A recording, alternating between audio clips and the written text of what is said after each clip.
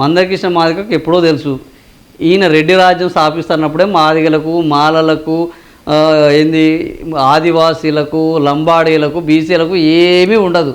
ఈ సామాజిక వర్గం రెడ్డిలకు మాత్రమే ప్రాధాన్యం ఉంటుంది. అది వేం నరేందర్ రెడ్డికి ఉన్న ఒక్క సీటు ఆయనకే ఇస్తాడు. ఈరోజు ఎస్సీలు అత్యధికంగా ఉన్నా, ఎస్టీలు ఉన్నా, బీసీలు ఈ సమాజంలో అత్యధికంగా ఎక్కువ ఉన్నది బీసీలు. మరి బీసీని పంపించాడంటే బీసీని కూడా పంపించలేదు. ఆ మహేష్ కుమార్ గౌడ్ ఏం చెప్పుకున్నాడంటే 4 బీసీలను 16 మందిలో నేను పెట్టాను, వాళ్ళంతా ఉద్దండ మహాపిండాలని చెప్పాడు. నిజంగానే ఈ ఉద్దండ మహాపిండాల్లో ఎవరికైనా వస్తుందేమో అని అనుకున్నారు. ఓ మధు చేసుకున్నట్టుంది, విహెచ్ ఉన్నట్టుంది, ఇట్లా చాలామంది ఉద్దండ మహాపిండాలు ఉన్నాయి. ఏది కాంగ్రెస్ కోసమే కట్టుబడ్డారు వీళ్ళంతా. సరే సమాజము ఇదంతా పక్కన పెడితే కాంగ్రెస్ పార్టీకి అయితే అత్యంత విధేయులు. వాళ్ళకన్నా ఇచ్చాడంటే వాళ్ళకు బీసీలకు ఇవ్వలేదు. ఎస్సీలు చాలామంది వాళ్ళు ఇట్లా భుజాలు తణుకో ఏంది ఈ 24 గంటలు భుజాల మీద వేసుకొని ప్రచారం చేస్తుంటారు. అట్లాంటి వాళ్ళకి ఇచ్చారంటే అట్లాంటి వాళ్ళకి ఇవ్వలేదు, ఎస్టీలకి ఇవ్వలేదు, ఎవ్వడికి ఇవ్వలేదు.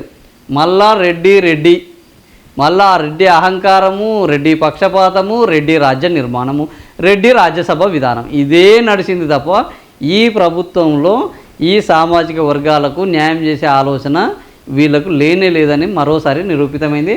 పాపం మందకృష్ణ ఆవేదనగానే మిగిలిపోవడం తప్ప ఆల్రెడీ అయ్యేపాయ్. ఇప్పుడు మీరు ప్రశ్నిస్తే ఏమొచ్చేది ఉంది, ప్రశ్నించకపోతే పోయేది ఏమున్నది? ఏం లేదు. ఈ ఉద్యమాన్ని ఇంకో 15 రోజుల ముందు మొదలుపెట్టి ప్రశ్నించుంటే వాళ్ళ మీద ఒత్తిడి పెరిగేది. ఆ ఒత్తిడి పెరిగి ఏమన్నా ఎవరికన్నా న్యాయం జరిగేది.